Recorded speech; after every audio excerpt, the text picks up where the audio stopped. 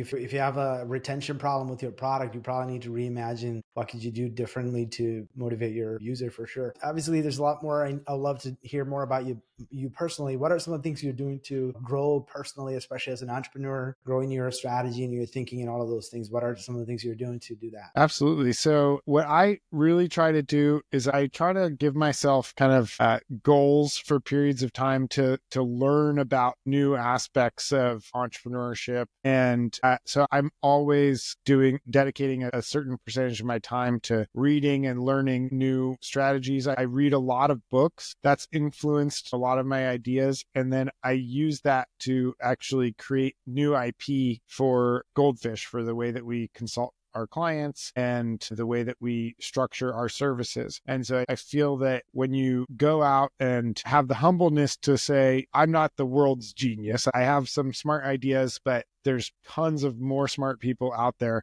and then go and watch their TED Talks, read books, and then see how those ideas come together. But then in order to make sure that I really learn it, I try to make our own new IP based off of that. Mm-hmm. And I know implementing is definitely a difficult thing for me when I read books. I get a lot of ideas and then I just fail to execute a lot of those things. So obviously you're creating IPs and doing those. What's like your practical way of doing that, from reading a book to actually seeing that being implemented in the business?